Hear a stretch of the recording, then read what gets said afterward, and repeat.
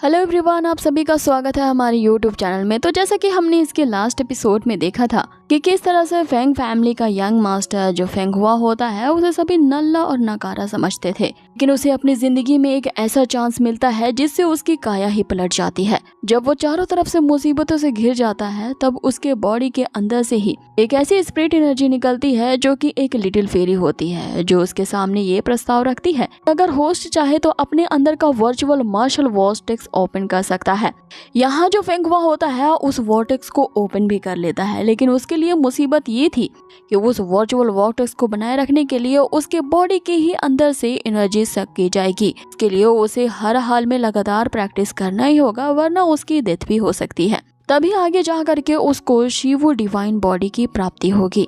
अब little fairy जो होती है उसकी वॉर्टेक्स बॉडी को बनाए रखने के लिए प्रैक्टिस करने में उसकी काफी मदद करती है।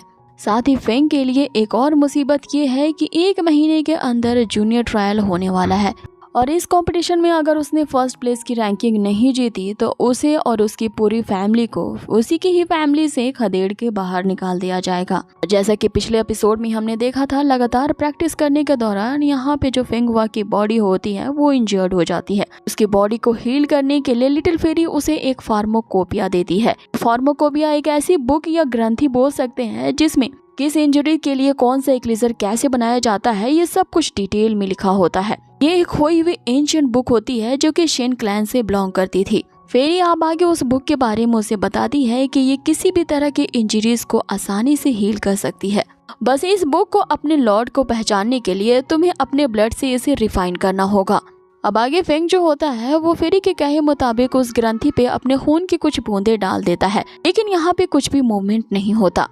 जिस पे फेरी उसे बताती है कि तुम्हारी जो वर्चुअल मार्शल आर्ट्स की बॉडी है वो इस फार्माकोपिया द्वारा नहीं पहचानी जा रही है, क्योंकि लगता है कि तुमने अपनी वर्चुअल वॉर्टेक्स के ओपन करने के बाद इसे एनर्जी देने के लिए तुमने इतनी कड़ी प्रैक्टिस नहीं की है, इसलिए ये बुक तुम्हें नहीं रिकॉग्नाइज कर रही है। लेकिन कुछ देर बाद हम देखते हैं कि उस बुक के अंदर से बहुत तेज अलग अलग तरंगों वाली ऑरा रिलीज होने लगती है जो चारों तरफ फैल जाती है और फिर यहाँ फेंग की बॉडी में एब्जॉर्ब होने लगती है।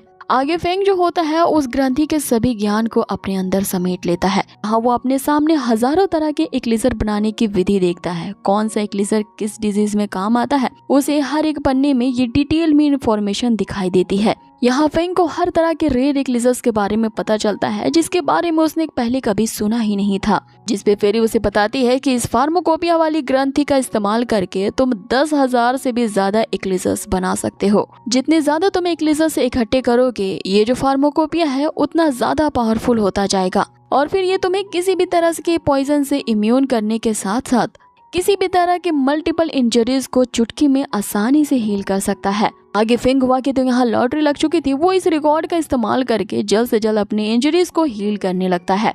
अब इसी दौरान वो टाइम भी आ जाता है जिस दिन जूनियर ट्रायल होने वाला था। सिटी के जो 4 बड़ी बड़ी मेजर फैमिलीज होती हैं उनके एल्डर्स इकट्ठा होते हैं। अब इन मेजर फैमिलीज के जो यंगर मास्टर होते हैं उनके बीच ये जूनियर ट्रायल होने वाला था। इन फैमिलीज में से सबसे ज्यादा घमंडी यांग फैमिली का वो काई होता है जिसकी अलग ही दुश्मनी चल रही होती है फेंग से। यहाँ कंपटीशन में फेंग के लिए ही आया था ताकि उसे अच्छा सबक सिखा सके, इसीलिए वो हु फैमिली के यंग मास्टर से पूछ रहा होता है कि वो नल्ला फेंग अभी तक क्यों नहीं आया। इस पे वो कहता है कि वैसे वे फेंग तो नल्ला ही है, चाहे आए ना आए इस कंपटीशन को तो मैं ही जीतूंगा। जिस पे काई उसे कहता है कि उस फेंग से मेरा पुराना हिसाब किताब लेना बाकी है, आज तो मैं उसे अपनी नाक मेरे सामने रगड़ने पे मजबूर कर दूंगा। इतने में ही जूनियर ट्रायल के शुरू होने के लिए अनाउंसमेंट की जाती है। सबसे पहले एरिना में उतरने वाला यांग काई ही होता है जो कि फेंग फैमिली के फेंग हुआ को चैलेंज करता है, लेकिन फेंग तो यहाँ उस ट्रायल में पहुंचा ही नहीं होता है। वो तो यहाँ उसी इक्लिजर का यूज करके अपनी इंजरीज को हील करने की कोशिश कर रहा होता है। अब जैसे ही वो इक्लिजर उसकी बॉडी में एब्जॉर्ब होना शुरू हो जाती हैं, उसकी मेरिडियंस जो होती हैं वो रिपेयर होने लगती हैं और बस थोड़ा ही टाइम बाकी रहता है उसके ब्रेक थ्रू करने में। इसीलिए जो लिटिल फेरी होती है उसे मोटिवेट कर रही होती है कि बस थोड़ा सा पेन और बर्दाश्त कर लो, तुम जल्द ही एक नए लेवल पर ब्रेक थ्रू करने वाले हो। इधर दूसरी तरफ कंपटीशन के लिए फेंग हुआ को स्टेज पे बुलाने की अनाउंसमेंट हो चुकी होती है, लेकिन जो यांग काई होता है वही इंतजार कर रहा होता है और अब उस अगरबत्ती के जलने तक का ही फेंग के पास वक्त होता है और अगर वो इस अगरबत्ती के जलने से पहले नहीं आया तो उसे इस ट्रायल से डिस्क्वालीफाइड कर दिया जाएगा बिना ही लड़े हुए। वक्त तेजी से यहाँ बीतता ही जा रहा होता है। यहाँ पे आए हुए जितने भी लोग होते हैं सब यहाँ फेंग हुआ के बारे में ही बात करने लगते हैं। वो से अभी भी नल्ला और लूजर कह रहे होते हैं कि चाहे वो लूजर आए चाहे ना आए, इस कंपटीशन का विजेता तो वो कभी नहीं बनेगा। सभी लोग उसी के बारे में यही सोच रहे होते हैं कि वो नल्ला कहीं कोने में जाके दुबक के रो रहा होगा। इधर दूसरी तरफ फेंग हुआ को बस ब्रेक थ्रू करने में कुछ ही सेकंड बाकी होते हैं, लेकिन यहाँ पे फिर से पासा पलटता है। उसका नेक्स्ट लेवल पे ब्रेक थ्रू बस 1 सेकंड के टाइम से रह जाता है। अब यहाँ फेंग हुआ की जो फिजिक होती है वो काफी ज्यादा यूनिक होती है, इसलिए इतनी जल्दी तो वो इतनी आसानी से ब्रेक थ्रू नहीं कर पाएगा। लेकिन वो फिर भी यहाँ पे हार नहीं मानता और फिर से कोशिश करना शुरू कर देता है। इधर दूसरी तरफ वो अगरबत्ती भी आधे से ज्यादा जल चुकी थी। इधर फेंग हुआ का जो कजन होता है वो तो कुछ ज्यादा ही खुश हो रहा था, क्योंकि सबसे बड़ा दुश्मन तो उसी की फैमिली का ये कजन है। अब इनका हालांकि प्लान चल रहा होता है। ये लोग तो यही चाहते थे कि फेंग हुआ इस ट्रायल में हार जाए, कि उसे फेंग फैमिली के हौज से निकालने में इन्हें ज्यादा दिक्कत ना आए। इधर फेंग हुआ बार बार कोशिश करने के बाद अब बहुत ज्यादा थक चुका होता है और यहाँ अपनी हिम्मत भी खो देता है, क्योंकि उस एक्लीजर का यूज करने के बाद उसकी मेरिडियंस तो अब रिपेयर हो चुकी थी, लेकिन फिर भी वो नेक्स्ट लेवल पे ब्रेक थ्रू नहीं कर पा रहा था। अगर वो कर भी लेता तो उस कंपटीशन में जाने से वो काफी ज्यादा लेट हो जाता। कि तभी सीन चेंज होता है और हमें वापस से ट्रायल का सीन दिखाया जाता है, जहाँ पे जो अनाउंसर होता है फेंग फैमिली के फेंग हुआ को इस चैलेंज से डिस्क्वालीफाइड कर देता है, क्योंकि अगरबत्ती पूरी तरह से जल चुकी थी। अब ना आने के कारण इस कंपटीशन से ही उसे बाहर कर दिया जाता है। लेकिन इससे पहले कि वो यांग काई अरीना से बाहर निकल पाता, वहाँ पे एंट्री होती है फेंग हुआ की, जो उस यांग काई का चैलेंज एक्सेप्ट करते हुए अरीना में एंट्री लेता है।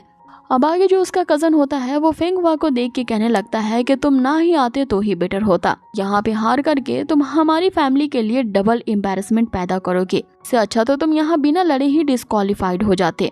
अब यहाँ पे फेरी जो होती है वो फेंग से पूछ रही होती है कि अरे तुम तो हार मान चुके थे, तो अचानक से तुम्हारे अंदर इतनी हिम्मत कैसे आ गई कि तुम इस ट्रायल में आ चुके हो। जिसपे हमें एक छोटा सा फ्लैशबैक दिखाया जाता है कि जब यहाँ पे फेंग हुआ पूरी तरह से हिम्मत हार चुका था और फेरी उसे एक अच्छा खासा लेक्चर देके कि लोग तुम्हारे बारे में सही कहते हैं, तुम एकदम नल्ले ही हो। ऐसे जब वो चली जाती है तो ये बेइज्जती यहाँ फेंग हुआ से बर्दाश्त नहीं होती और वो डिसाइड कर लेता है कि चाहे अब यहाँ पे कुछ भी हो जाए वो हार नहीं मानेगा। और इस बार वो फिर से पूरी ताकत के साथ वहाँ कल्टीवेशन शुरू कर देता है। इसके कारण हम देखते हैं कि अब उसकी बॉडी के अंदर एक अलग तरह की एनर्जी रिलीज हो रही थी, लेकिन ये जो ऑरा होती है वो इतनी ज्यादा तीव्र थी कि आसपास में वो एनर्जी बहुत ही ज्यादा फैल जाती है। आगे यहाँ फेंग हुआ अपने आप से बस एक ही चीज कहता जा रहा था कि बस उसे ब्रेक थ्रू करना है। और कहते हैं ना कि जिस चीज को आप एक बार करने की ठान लेते हो उसे बार बार कहोगे तो वो आखिरकार एक न एक दिन हो ही जाती है। और यहाँ फेंग के साथ भी बिल्कुल कुछ ऐसा ही होता है। उसने अपने आप को यहाँ पे नेक्स्ट लेवल पे ब्रेक थ्रू करवा लिया था।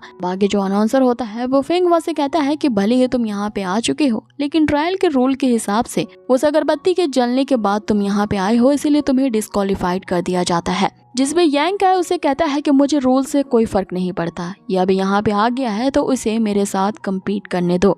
चाहे ये लूजर मुझसे मुकाबला करे या ना करे, रिजल्ट तो वैसे भी सेम ही होगा, मैं ही जीतूंगा। अब आगे फाइट करने की बिहुल बजा दी जाती है। यहाँ पे यांग काई एक और मौका फेंग को देना चाहता था। अपने आप के बारे में बताता है कि वो intermediate level of martial arts में ब्रेक थ्रू कर चुका है और तुम तो अभी मार्शल आर्ट के बहुत ही लो लेवल पे हो, इसलिए मैं नहीं चाहता कि तुम्हारी खामोखाही यहाँ पे मौत हो जाए, इसीलिए मैं जरा तुम पे रहम कर देता हूँ। अगर तुम मेरे सामने यहाँ पे 3 बार अपनी नाक रगड़ कर मुझसे माफी मांग लो मेरे कदमों में, तो हो सकता है कि मैं तुम्हारी यहाँ जान बख्श दूं। जिसपे फेंग उससे कहता है कि बकवास करना बंद करो, अपने मुंह से नहीं अपने एक्शन से यहाँ पे फाइट करो।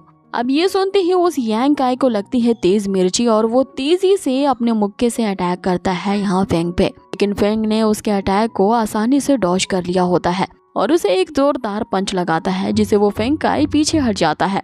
अब ये देखकर तो सभी सरप्राइज रह जाते हैं कि आखिर फेंग को ये हुआ क्या है। उसके एक ही पंच में यांग काई जो इतना उछल रहा था वो तो एकदम पीछे चला गया। अब सभी यही सोच रहे होते हैं कि जरूर ये यांग काई बहुत ही ज्यादा कमजोर पड़ गया है, कि ऐसा हो ही नहीं सकता कि इस पूरी सिटी का सबसे नल्ला लड़का इतना ज्यादा पावरफुल बन जाए कि वो यांग काई को मात दे दे। अब यांग काई ने उसे अंडरस्टिमेट कर लिया होता है। ये जान करके वो वापस से यहाँ पे फेंग पे अटैक करता है अपनी पूरी ताकत के साथ, लेकिन फेंग उसके हर एक अटैक को आसानी से डॉज करता जा रहा था। इस बात पे और भी ज्यादा वो यांग काई तनतना जाता है और ये कहते हुए कि ऐसा हो ही नहीं सकता कि इस लूजर से मैं यहाँ पे हार जाऊं, और अब अपने वो सबसे ज्यादा पावरफुल मूव का इस्तेमाल करता है, जो कि यांग फैमिली की ही एक बॉक्सिंग टेक्निक होती है और ये उनकी फैमिली की सबसे ज्यादा स्ट्रॉन्गेस्ट मूव होती है। उसकी इस मूव को देख करके जो फेंग के दुश्मन होते हैं वो यही सोच रहे होते हैं कि अब तो यहाँ फेंग गया काम से, क्योंकि वो इस पंच का मुकाबला तो अपने सपने में भी नहीं कर सकता। लेकिन फेंग जो होता है वो इस पंच का मुकाबला करने के लिए अपना वज्रा फिस्ट इस्तेमाल करता है। दोनों की पंचेस आपस में टकराती हैं, लेकिन हम देखते हैं कि यहाँ जो फेंग हुआ का जो वज्रा फिस्ट था वो काफी ज्यादा पावरफुल होता है और उसके एक ही मूव से वो जो यांग काई होता है वो धराशायी हो जाता है। ये वज्रा फिस्ट इतना ज्यादा पावरफुल होता है कि उस यांग काई के तो हाथ ही टूट जाते हैं। देख करके उसका फादर जो यांग फैमिली का एल्डर होता है वो तो तनतना जाता है और बस यही कह रहा होता है कि ऐसा तो हो ही नहीं सकता, ये इम्पॉसिबल है कि मेरा बेटा इस जैसे नल्ले से हार जाए, वो भी एक ही मूव में। इस पे हु फैमिली का एल्डर कहता है कि इस लड़के ने एक इंटरमीडिएट लेवल के मार्शल आर्टिस्ट को हरा दिया है। तो मतलब यही है कि ये भी अपने इंटरमीडिएट लेवल के मार्शल आर्ट को ब्रेक थ्रू कर चुका है। अब आगे उस जूनियर ट्रायल के फर्स्ट राउंड में विजेता फेंग को घोषित किया जाता है।